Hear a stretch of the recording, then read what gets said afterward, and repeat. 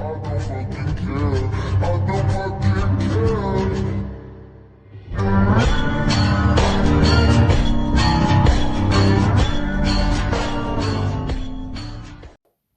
guys, welcome back to part 2 of What If Naruto Was Banished from Konoha. Part 2, we're going to be talking about how Naruto returns to Konoha and a few things that happen.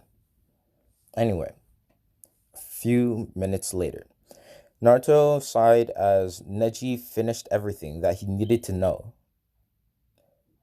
To him, it was too much for him to take in. His family wasn't dead, but abandoned him so that they could train his twin sister simply because of her having the yin chakra while he used to have the yang chakra up until he was supposed to be banished. At first, he didn't know what to think of his biological family. They were either really stupid or really reckless.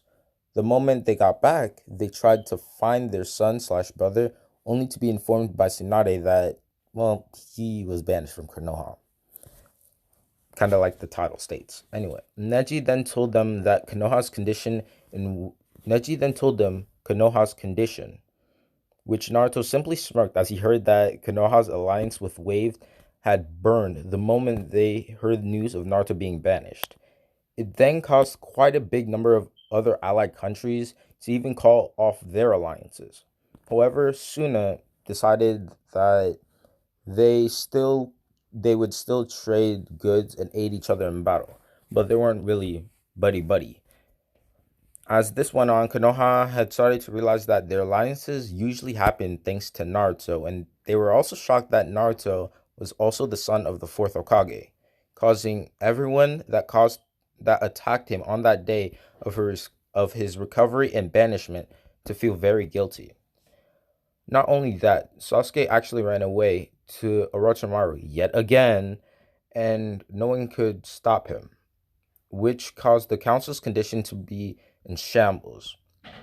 1 year later, he came back with a new type of Sharingan called the Mangekyo, though he was slowly going blind due to using it.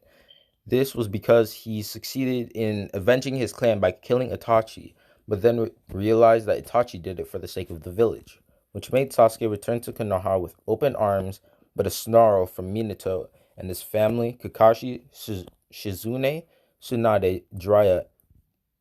Even Shikamaru, Chino, Kiba, Tenten, and Choji didn't exactly like him being around, though he still had to stick up his ass. Other than that, Minato, who decided to take over as Hokage again, called out a lot of ninjas to find his son. The only one that went, super far to find Naruto was Kakashi, who ended up with nothing but broken bones from trying to fight other people who he thought kidnapped Naruto. This went on for the next 2 years until Minato found out about a boy with blonde hair who doesn't use chakra in the bingo books, who also lives near the Valley of the End in a mansion and goes by the nickname the Sorcerer Supreme of the Elemental Nations. And after here, they were sitting at a coffee table having tea at the supposed place, only to find out that it was owned by Naruto. With this, Naruto sighed and said, "So, my father wants me to come back because they think they could reconcile with me, which changes hold up. What am I saying? So my father wants me back so that he could reconcile with me, which the chances of that happening are very low, and so that more alliances with other village may happen. Is that really why?" Sakura shook her head and said, "Not only that, but to also bring you back as a shinobi. Don't you want that?" Naruto simply shook his head in response and said, "I don't see why I should, as all four of you now lower than trash," which caused all three Chunins and Jonins to flinch at the statement. Hinata felt most of it due to her, kinda still falling back in love with Naruto. The Sorcerer Supreme then continued, "However, I am not a bad man. I will return to Konoha, but in these conditions. With this, Neji nodded and said, "Very well, what may that be, Namikaze-san?" This caused Naruto to glare at the still recovering Hyuga and said, "Don't call me by that ratchet name. I'm Soma now. Anyways, here are my conditions. Firstly, I will bring my family there, my adopted one, my wife included. Secondly, I would like to have a proper trial about my fight with Sasuke at the Valley of the End. Finally, once that trial is over, I would like to have my own clan, named after the Soma clan, and the compound will be the Sanctum Sanctorium. Uh, would that be fine?" This shocked every Konoha ninja in the room, thinking that Naruto was insane and a lost cause. With this, Sakura placed a hand on her kunai pouch, only for her said hand to be restrained by some sort of chain. Sakura struggled free as quietly as possible, but failed miserably, as she saw that Naruto was smirking while saying, "Look, I did say I ain't a bad guy, so please tell me, Haruno, why did you try to throw a kunai at my temple?" This shocked the Konoha ninjas again, especially Sakura, who thought, "He can read minds?" With this, Naruto sighed and said, "Yeah, I can read everybody's mind. Now, do you really want me to go back to Konoha or not?" Not knowing what to do, Neji quickly spoke up. Naruto, please let go of Sakura, and yes, we need you back." Naruto simply clapped his hands in response, and the chain released Sakura's wrist from its grip. As it left Sakura's wrist, it left a huge gash on her wrist. The magical chain that disappeared in a flash of light, which caused the Konoha nins to jaw drop. Naruto then got up from the table and said, "Anyways, finish your tea and I will inform my new family about this agreement. After I'm done, we'll set our way to Konoha. Is that okay?" As Neji was about to nod, Naruto disappeared in a flash of light, which shocked everyone, and they all thought the same thing. How did he do that without chakra? Meanwhile, with Naruto in the dining room, Tayuya quickly ran up to him to give her husband a hug while saying, "Is everything okay, Naruto? What do these Konoha heads want?" With this, Naruto chuckled and said, "No matter how much you've changed, you still call people by that name. But apparently Konoha needs me back so badly that my own supposed father decided to send his ninjas just to find me, and he thinks that he can reconcile with me." Tayuya was confused and looked and said, "I thought they said that they would be better off without you." Naruto shook his head in response and said, "Apparently, I've caused a lot of alliances between Konoha and a lot of other villages and countries. They also found out that I'm the son of the Elflash, which made them think I should be treated as royalty. But in all response, I'm just the child of a Hokage. But okay." With this, Tayuya simply nodded and asked, "So, did you agree in return?" Naruto sighed and said, "You know who I am. I ain't a bad guy. If someone needs me, I'll be there. However, I did put some conditions." Tayuya, interested, quickly asked, What are they then?" Naruto slumped his shoulders and said, "I told them that I will bring Tochan. Dang, I can't say that. I told them I will bring mother, father, and you there as well. Then I told them that I would like to have a proper trial about the fight between me and Sasuke at the Valley of the End. My final, my final, dang it, my final words made Taya simply smirk, and then she said, "When I first met you, you were dumb and hot-headed, but then I got to know you. I realized that you were pretty smart after all." She then took Naruto's hand bit on his index finger seductively, and then in the suggestive tone, and it's turning me on so badly. No, I can't say that. With this, Naruto's face turned red and he was about to say something, only to be interrupted by his adoptive mother who said, "So, are you really going there with these conditions?"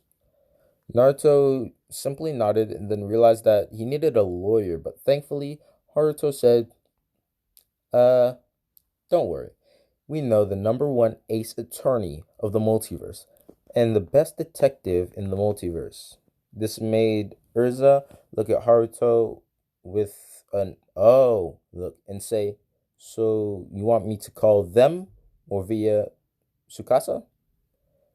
Haruto shook his head and said, "Nah, I think boss will inform him soon. He always knows.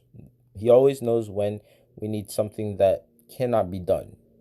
This made Naruto and Taiya to wonder who this boss was, because Haruto and Urza would always tell them about how strong this boss is, about how the man can push up, but he always pushes the world down. How he can run around the world and still be quick enough to punch himself in the back of the head. Back to the story. As back to the dang it, hold up. Yeah, back to the story. Urza nodded and said, "Very well. I guess we are set to go." With this, Naruto nodded and went back to the living room in a magic circle. As he appeared, he saw that Neji was interested in Naruto's books that he'd left on the coffee table. He was shouting about youth while the girls also facepalmed. Naruto then sighed and said, "We're good to go." Neji, still confused on how Naruto would bring the sanctorium to Konoha, asked, "How are you going to bring the mansion there?" Naruto simply chuckled and said, "Like this." He quickly snapped his fingers, and suddenly everyone in the mansion felt vibration from the floor to the ceiling. As it happened, everybody suddenly started floating in the air except for the Sorcerer Supreme and the other magicians who stood on the ground as if it was nothing. This went on for quite a while, and Neji shouted, "How are you doing this?" Naruto smiled while taking a random book to read and said, "With a new source of energy called mana and the power of my spirit." As this happened, Talia came downstairs with a "really" look. With this, Naruto smiled while wrapping his arms around her waist and said, "Come, Talia-chan." I sound so cringe when I said that. Anyway, I can't help it. Talia simply sighed and said, "Well, I did marry you, so I can't complain." The moment the Konoha ninja heard the married part, Neji still floated and shouted, "What? Isn't she an enemy?" The Sorcerer Supreme simply shook his head while his arms around Talia's having one of his arms around Talia's waist and said, "Not anymore. Anyways, we should be there at 10. This made the Konoha nins to wonder, and Sakura shouted, "10 what? Hours? Minutes?" Naruto then looked at his wrist as if there was a watch wrapped around it and said, 9, 8, 7, 6, 5, 4, 3, 2, 1. Then suddenly, the vibrations came to an abrupt stop, and the Konoha ninjas dropped flat on their faces on top of the concrete floor. This made Naruto and Taiya laugh their butts off, and Naruto said, "It's always funny when that happens." Oh well, that was one of the best landings that I could ever see. With this, the Konoha nins got up with while dusting themselves, and Lee said, "Are we at Konoha now?" Naruto simply nodded and said, You can open the door and see a bunch of jaw drops." Nata was the closest to the door, quickly opened it, and saw that almost the whole population of Konoha were jaw dropping at the sight of the Sanctorum, suddenly dropping in the middle of Konoha.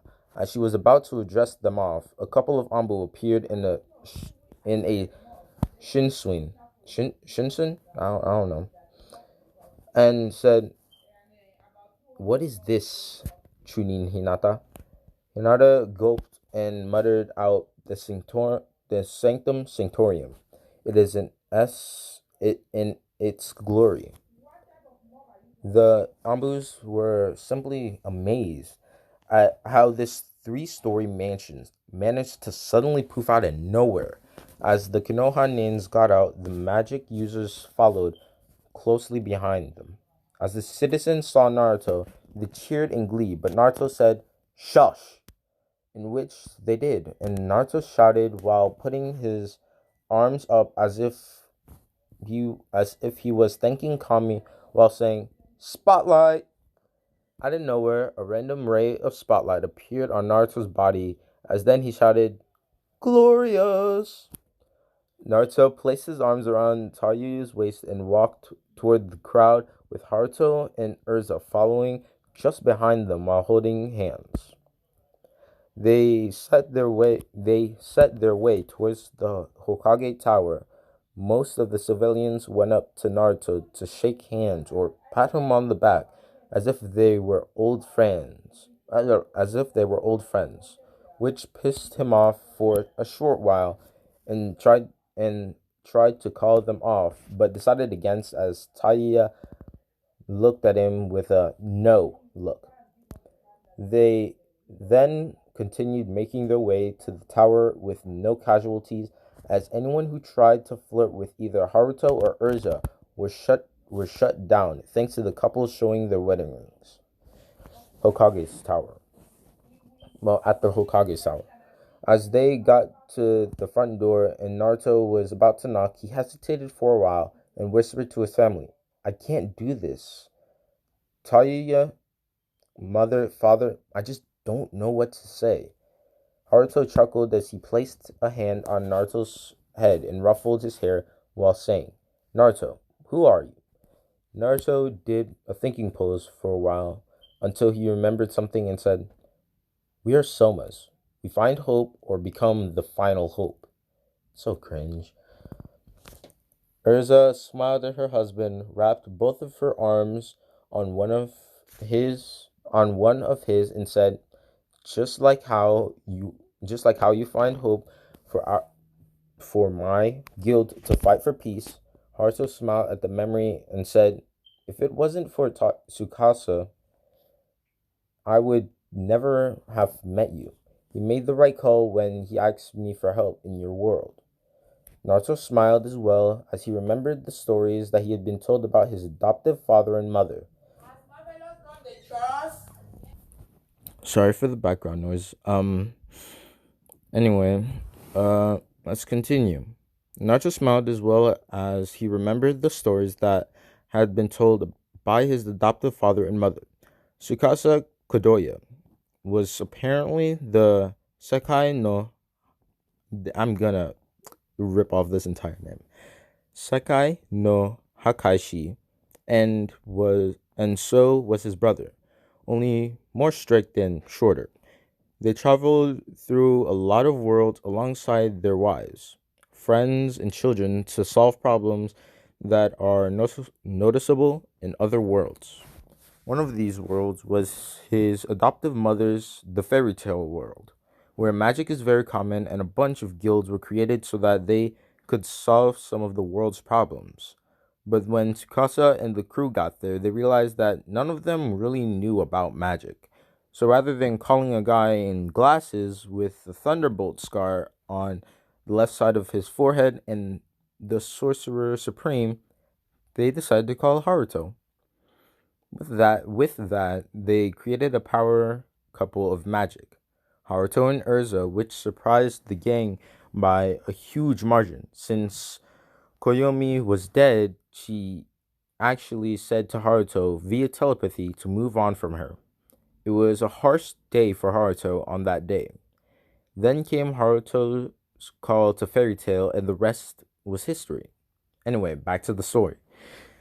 Naruto took a deep breath and knocked on the door. A man, no, and knocked on the door. A voice of a man then was heard that said, "Enter."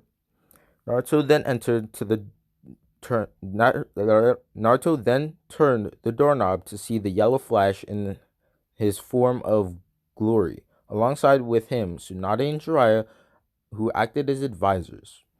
For some reason, Shizune wasn't present, which raised some questions from the 15-year-old boy. By the way, yes, Naruto is 15 currently. As Naruto entered, Jiraiya widened his eyes and muttered, "Naruto, is that you?"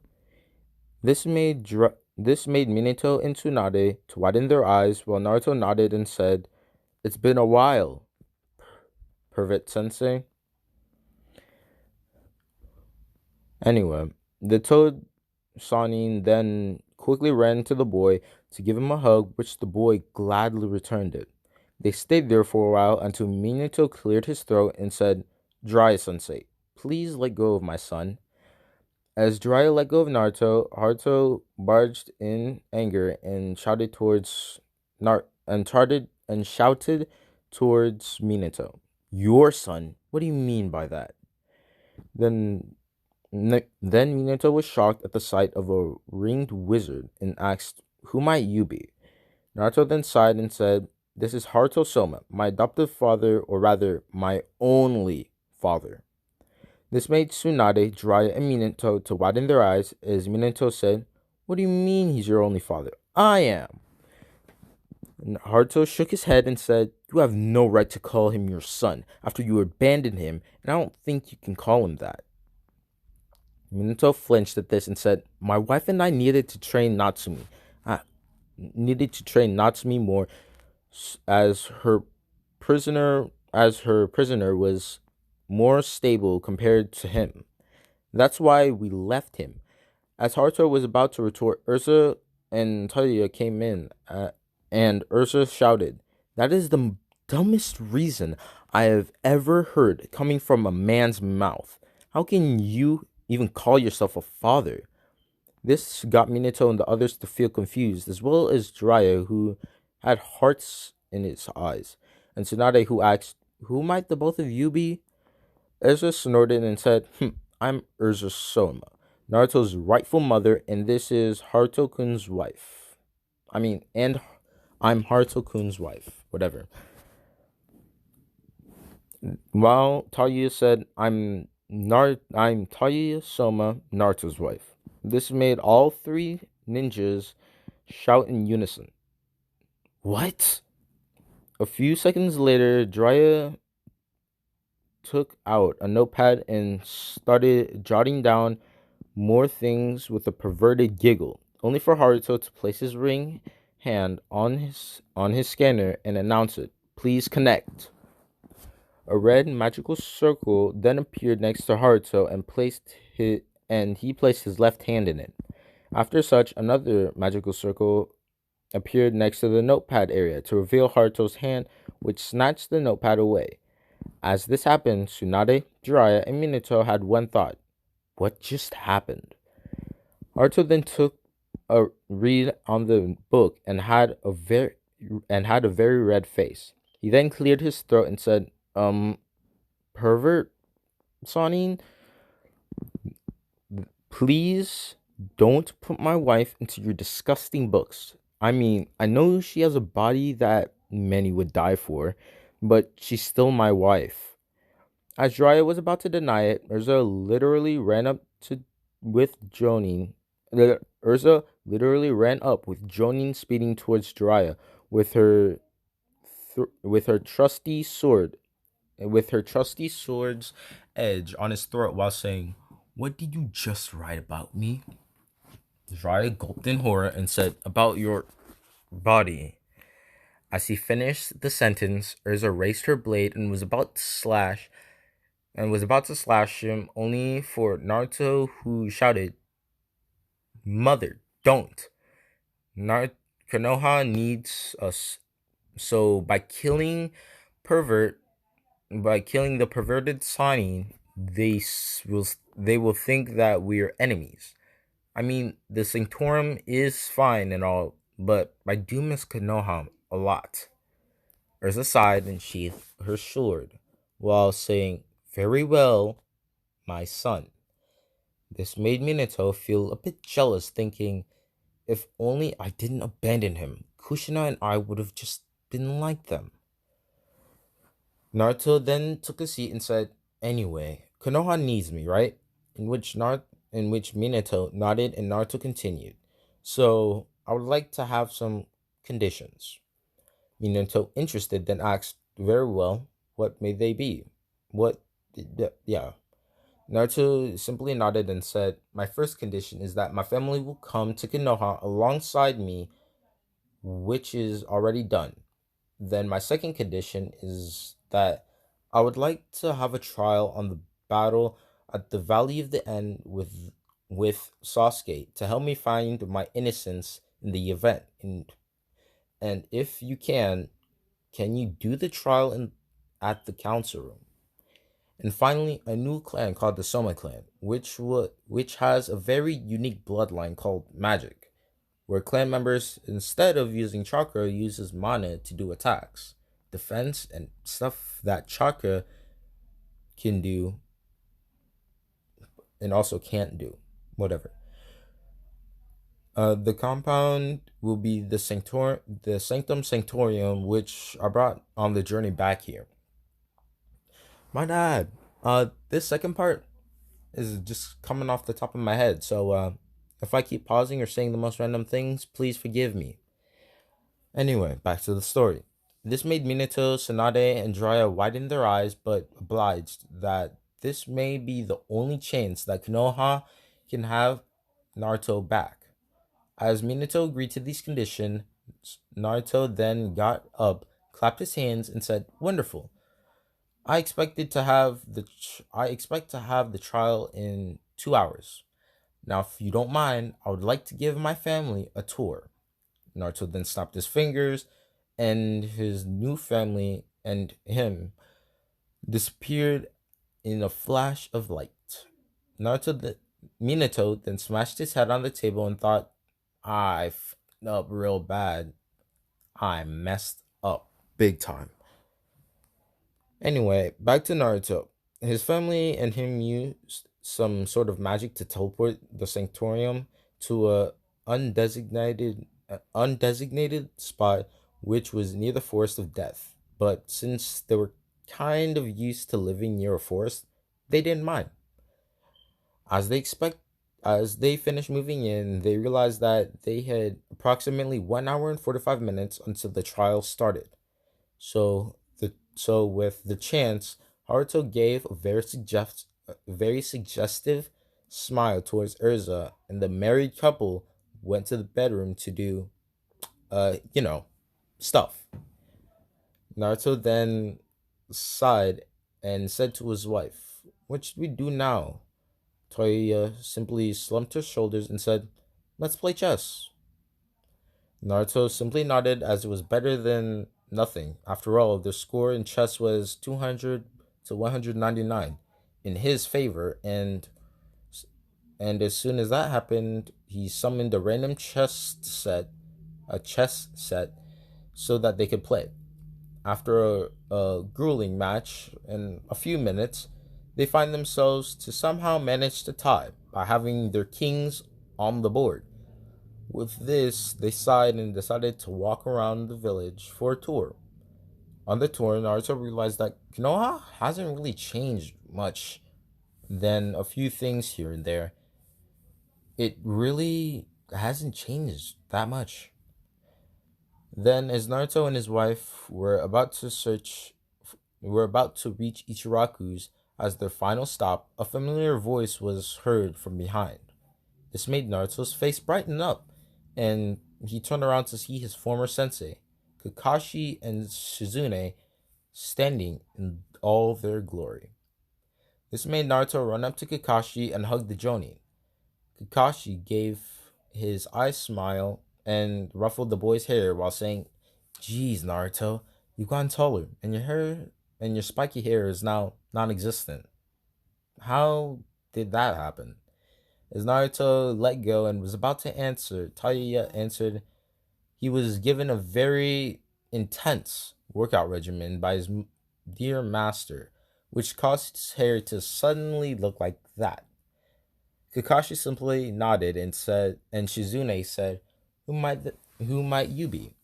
Tayuya bowed and said, "Sorry, where are my manners? I'm Tayuya Soma, Naruto's lawfully wedded wife, and both of you must be Kakashi Sensei Shizune Shizune, which Naruto likes to call you his older sister, that Naruto was telling me about." This made the joining this hold up. Should I you know what? I'm gonna make them a couple. This made the joining couple widen their eyes in unison as Naruto said, "Yeah, I realized that she needed me as much as I needed her. Thus, we got married." This is so weird. Anyway, Kakashi gave Naruto an eye smile and gave him a thumbs up, while Shizune nodded and gave Tayuya a smile. They then decided to go to Ichiraku so that they could catch up. As they got there, Tayuchi? You guys in the comments, I mean, you can't really tell me how to say it properly, but whatever. You guys just tell me how you guys would say it. I'm gonna just say Tayuchi. Anyway, so as they got there, Taichi was there to greet them, but then he saw Naruto and jumped for joy and went to the back while shouting, "Ayame, come to the front. There is someone you need to see." Ayame then came out while grumbling, Father, I don't want to marry anyone. I already have a boyfriend." Then stopped her sentence and went to hug the blonde over the counter while saying, "Welcome back, Naruto." Naruto chuckled and said, "Yeah, it's good to be back. Anyways, Ayame, the usual for Tayuya and me. And me, whatever." Ayame and Toichi simply nodded and got into making ramen. As the pair was cooking, Naruto told Kakashi and Shizune about what happened after he was banished. Tsukasa and Levi suddenly saved him, how he found his new family and source of power. He also told them about how he managed to find himself to get over his ramen addiction, but how he became the Sorcerer Supreme under Doctor Strange and Meishi's training, and how he got himself married to the most stunning woman he ever laid his eyes on, which caused Tayuya to blush hardly. When he finished the story, Kakashi and Suzune looked to each other in disbelief while thinking, "This Tsukasa Kadoya, who is he?" But then again, Naruto could read their minds and said, Tsukasa is a time and space lord who just happened to pass through here that day." With this, Kakashi nodded in defeat while Shizune was still wondering who this Tsukasa Kadoyo really was. As Ayame finished making the bowls and served them, Naruto instantly ate it, or rather consumed it, and said, "Geez, I miss this so much." With this, everyone laughed, and so did Naruto. As everyone finished eating, they decided to catch up, and Naruto was shocked that not only was Kakashi and Shizune married, but Shizune was confirmed that she was 3 months pregnant as well. They finished doing that. They finished doing what they were doing, and the Jonin couple decided to get home. As they left, Tayuya said, "You were in good hands before you were banished. That's good." As Naruto nodded, an Anbu ninja appeared in a Shunshin. I don't really know how to say it, so please don't get angry at me. And said, "Naruto Namikaze, you are now needed in the council room." Naruto then nodded while gritting his teeth at the mention of his non-existent surname and grabbed Tayuya's hand, which caused the Anbu to feel a bit confused, only to witness the married couple disappear in a flash of light. The Ambunin then blinked his eyes for a moment, then muttered, I'm getting old. I'm getting way too old for this shit. Anyway, uh, to the council room. To the to say that the council room's condition was in disarray was an understatement. It was a total riot. There, especially the civilians. To hear that the demon boy had returned was a complete outrage, and hearing that had conditions was a bigger problem for Donzo and his plans. Minato sighed and shouted, "Keep quiet!" And with that, the civilians kept quiet, and the main door then suddenly opens to reveal Naruto alongside his wife. To the boy's memory, the council room looked a bit different, but now it looked like a courtroom. But he didn't think much about it as he was forced to create a magic force field for him and his wife to shield them from a rotten tomato being thrown towards them. Minato then cleared his throat and hit his gavel on the main table while saying, Court is now in session. The trial is about whether Naruto, the defendant, is really guilty for attacking Sasuke. As Minato finished talking, Danzo, who acted as prosecutor, said, Hokage-sama, if I may, the defendant still did, in fact, assault my client, Sasuke, during their meeting at the Valley of the End. Not only that, he still used the Kyuubi's chakra just to injure my client. As he finished this statement, Naruto clenched his fist while thinking, seriously, was this what the idiot told this damn council? This is all but the truth. Not only that, but the civilians are agreeing to what the old Warhawks said. Minato then nodded and said, okay, any objections from this defense? As Naruto was about to open his mouth, the main door suddenly opened to reveal a spiky black-haired man that was combed to the back, who looked as if he was in his mid-30s, who was also wearing a white dress shirt. Yeah. Anyway, a single breasted royal blue suit and a red tie that was tied around his collar. Everyone was simply surprised at the sudden appearance, and as Minato was about to say something, the man simply shouted while pointing his index finger outward, Objection!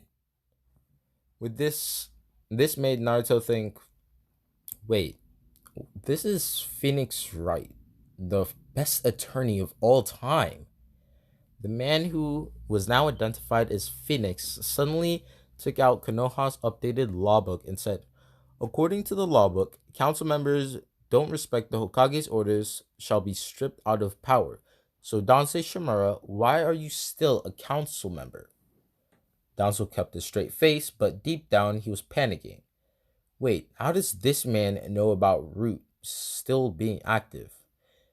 Phoenix, yeah, sorry if you heard that. That was a notification from my other phone. Phoenix then went to the defense table and said, you know what I'm talking about. Does Root ring a bell? For some reason, Donzo went flying backwards by a giant gust of wind just after Phoenix pointed his finger. This made everyone to somehow be amazed by the blue-suited person, and Minato asked, who are you? Phoenix simply bowed in an apology and was about to introduce himself only for a tall man appearing. No one the wait. Yeah, only for a tall man appearing no more than in his late 30s with pale skin and dark curly hair. His outfit consists of a long coat, a collar spiked up, and a dark blue scarf barging in and saying, he's Phoenix Wright, Naruto's attorney.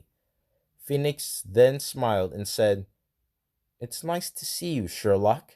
Seems that boss summoned you too. Though I prefer the professor. This man now identified as Sherlock's side as he placed his arms in his pocket as he placed his hands in his pocket and said, "Don't be like that, right?" After all, he then placed both of his hands in front of his mouth while looking intensely towards Danzo, who was still getting up, and said, "The game is on." Anyway, that will be a wrap for part 2 of What If Naruto Was Banished. So yeah, sorry for not uploading in a while. I just felt way too lazy. And yeah, the like goal for part 3, yes, I will be setting like goals from now on. The like goal for part 3 would be about, let's say, 50 likes. Yeah, around 50 likes. If you guys can hit that, I will make a part 3 to this video. But if you don't like the what if, you can just tell me and we'll see whether I should end the what if or continue. Have a good day, have a good night, and goodbye.